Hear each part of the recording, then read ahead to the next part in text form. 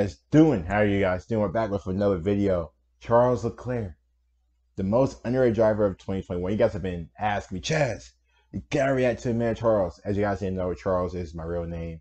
Charles is my real name. I'm not gonna tell you guys my middle name. That's hell no. But Charles is actually my real name. So yeah, I don't know how my dad got Chaz from Charles. Anyway, that's an old story for a different day. But anyway, I'm sorry I am recording this late. I'm actually recording this at 8 o'clock. Yeah, 8 p.m. at night. So I usually record around 2 or 3 p.m. But unfortunately, I've been out. As you guys don't know, I'm actually moving to a new house. So that's kind of where I've been for the last couple of hours. And I did watch the Knicks game earlier. That's what I do is no Knicks post game reaction. Because right after the Knicks game, I have to go. I don't really want to speak about the Knicks right now, but but we're back with the F1 video. Also, I did see Bathurst is going on today, or I mean, going on I guess right now, whatever you guys are watching it. I'll probably watch the highlights later on, see what went down. Shout out to my guy Chaz Mostert before you get in the poll. I also saw Max Verstappen crashing quali, which is crazy. I did actually watch some of quali before I left or whatever. But no F1 live stream tomorrow because it interferes with the Bengals game. So sorry about that. Maybe next week. But anyway, without further ado, let's go ahead and get started with the video. About time. He won in Spa! He wins in Monza!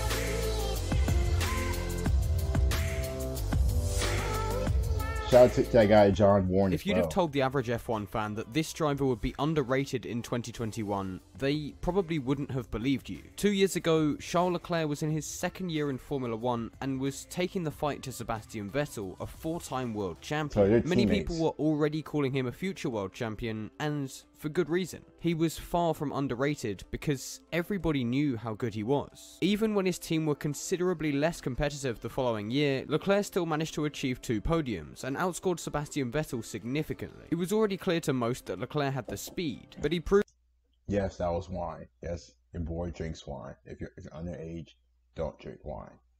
If you're over the age, drink. Yes, sir. If you're over the age, drink. Charles Leclerc proved it to all the doubters in 2020 by forcing a below-average car to be in places it shouldn't have been. Charles Leclerc was not underrated. Is it Jean? Like Jean Leclerc? Like, I'm just gonna call him Charles. Like, I'm just gonna call him Charles. He was high caliber and everyone knew it. But in 2021, things are different. The problem is not that Leclerc is no longer any good, but it's rather that we'd been taking for granted his speed, so we were easily distracted by what was going on ahead of him. As well as this, there was a new driver alongside him in Carlos Sainz, so all the praise was being directed at the way he'd adjusted so quickly. Ferrari had also made considerable improvements over the winter break, which allowed them to be fighting McLaren for third in the Constructors' Championship, but at the same time, it threw shade. So I've heard the Constructors' Championship before. I think we mentioned. I think it was mentioned a couple videos ago regarding F1. Is that like the best like F1 teams, like Mercedes, Ferrari, stuff like that? Like, is that just like they rank them by like, I guess how they did? I'm not sure. Not sure. Don't quote me. Shade on the fact that Charles was still performing brilliantly. For a car that is comfortably 4th or 5th fastest at most tracks, its drivers could reasonably expect to finish between 7th and 10th. And Leclerc has only finished once above that bracket, at a track where his team were far behind the competitors due to heavy tyre wear. He's finished 4th or lower 5 times already this season, with 8 rounds still to go. He's put the car on pole twice, admittedly through some fortunate circumstances, but we can't take away from him the fact that he delivered a good lap first time out to grant him that result. But, as I've already alluded to, we've been so wrapped up in the Verstappen versus Hamilton battle that less attention has been paid to these results than should have been. And, speaking of results, let's have a look at 3 of what I believe to be his best results this season. Firstly, we have the British Grand Prix. The British Grand Prix. He won it? Leclerc qualified 4th for the sprint race, half a second behind the much faster Mercedes of Valtteri Bottas. He maintained this position in the sprint race, finishing 11 seconds behind Max Verstappen, who clinched the race pole from Lewis Hamilton through a brave overtake. After Hamilton and Verstappen collided on lap 1 of the race, Leclerc found himself in first place, having found a way past Valtteri Bottas earlier in the lap. Following Hamilton's penalty, Leclerc was leading with a decent margin before he was struck by engine issues. These problems needed Leclerc to manage a lot of settings on the steering wheel, and he managed this even facing the threat of Lewis Hamilton and his much faster car in the mirrors. Sadly, the race win was not to be, but even so, Leclerc came home in 2nd place, splitting the 2 Mercedes cars. Had he not been... So first thing first, I just see my kid's car is slow compared to the other cars. He said, I think it was like 4 or 5 times he's finished below. But he came in 2nd with a weaker car compared to Hamilton, which is still pretty impressive, you know. But at the same time, you know, if he's able to do this with a weaker car, you could say, just imagine with a Mercedes. You know what I mean? Like the Red Bull team. Like,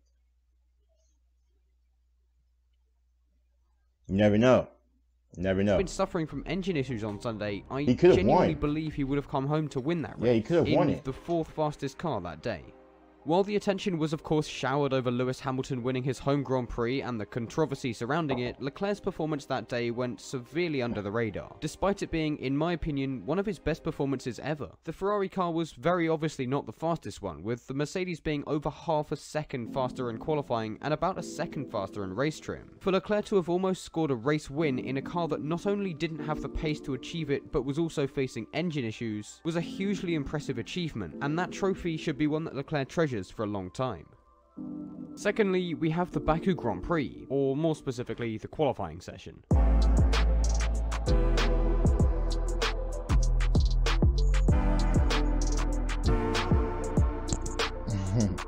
Baku. It was a testament to Leclerc's ability that the pole position he scored was not his first of the season, and the fact that it was done without the need for getting too friendly with a barrier made it all the more special. Of course, he was still essentially given the pole position by virtue of a red flag being thrown as his competitors were on faster laps, but ultimately his pole was granted by him being on the ball at the start of Q3 and getting his lap time in early. It was obvious to all that the Ferrari was not the fastest car that weekend, and again this issue was more prevalent in the race on Sunday. Leclerc was aware of this, and although he got a good start, it was only a matter of time until he was passed on Baku's 2.2 km straight.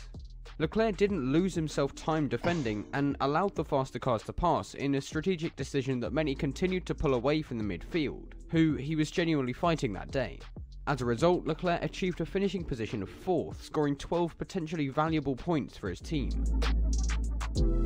Okay, that sucks. Like, I know like the salary cap is coming next and stuff like that, but like there's a lot of talented drivers out here and they suffer just because of like the car, like, or like the team that they're with. You know what I mean? Like imagine, you know, you go to every, race from the start, you wake up like crap. Like, there's only so much you can do. Like, you already know it's probably gonna be Verstappen or Lewis Hamilton. You know what I mean? Like,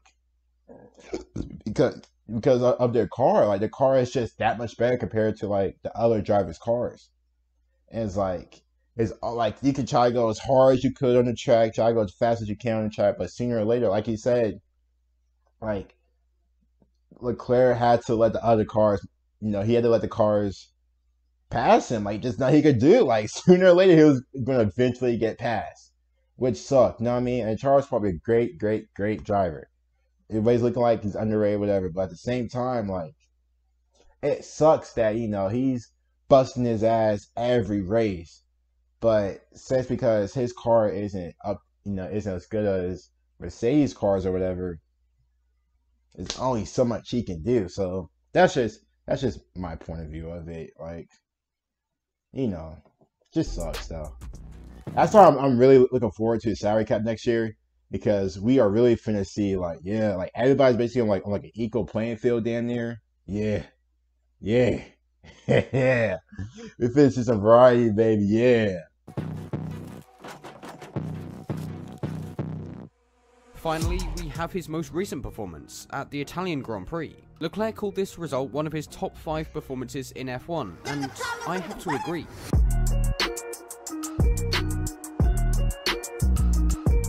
Ferrari is still nowhere near to the level of engine performance they had in 2019, so they were expected to perform badly at their home Grand Prix. Sorry, wait, their engine got worse? For both cars to get into Q3 was a good enough result for the team given the circumstances, and although Leclerc was beaten by Sainz on Friday's qualifying session, he got past his teammate in the race and finished 7th with a margin of 4.5 seconds to his teammate. Charles was not done there though. The promising race pace he'd showed in the sprint came to fruition in the Grand Prix, where he was able to keep his much slower car ahead of the much faster Red Bull and Mercedes of the two wingmen. That's good. Were it not for this strong defense, Leclerc would have fallen off the back of Perez before the end of the Grand Prix and therefore not taken 4th following Perez's 5-second penalty. But it's not just the fact he held up two drivers in slightly faster cars, it's the fact that the Ferrari was expected not to score points this weekend. That's what I'm saying, like, he's defending very well, it seems like, in the Italian Grand Prix. Like, it seemed like he defended very well, which he did, with a car which is less superior to those cars he was trying to defend against. So just imagine if he had a better car. Oh my gosh. Ooh-wee. Ooh-wee. And Leclerc scored 12. Sure, he was gifted 2 positions after Hamilton and Verstappen tangled again, but ultimately, he was in similar positions during the race and didn't crash. You have to be in the right place at the right time in F1, and Leclerc was very much keeping himself there. Crucially, Leclerc almost broke the serve of performance by doing so well in Monza. In the battle for 3rd, McLaren and Ferrari are both expected to have their strong tracks and weak tracks, so in order to beat one another, they need to ensure they score points on their bad days, which is exactly what Leclerc did. I genuinely believe that if it weren't for Leclerc and Sainz, Ferrari would be behind Alpine in the Constructors' Championship. We are criminally underrating both drivers, but Leclerc especially. He's arguably got the most challenging teammate of his career at the moment, and he's still keeping calm, bringing home results and overdriving the car, to the point that Ferrari could genuinely take 3rd in the championship this year. It remains to be seen how Leclerc will cope in 2022 and beyond with the new regulations, and potentially a much better or much worse car than he has this year. But if his first 4 years in F1 are anything to go by, then we're in for a treat. Of course, calling someone underrated is entirely subjective, so while Charles Leclerc may be underrated in my mind, he may be overrated in yours, and that's exactly what the comment section is for. Regardless of whether you agree or disagree with my opinion, I would like to hear your thoughts in the comments, so we can all have a friendly discussion. Emphasis on the friendly. But yeah, thank you for watching, subscribe if you're new, and I will see you all later. What you guys think, man? I kind of give you guys some of my thoughts about Leclerc. It seems like he's a very good driver. Obviously, he's made with Carlos Sainz. So that's a pretty solid 1-2 tandem that they got. So we'll see what goes down. Looking forward to it, man. Looking forward to it. Anyway, you guys don't get like and sub. Comment down below you guys' thoughts and reactions. See you guys later.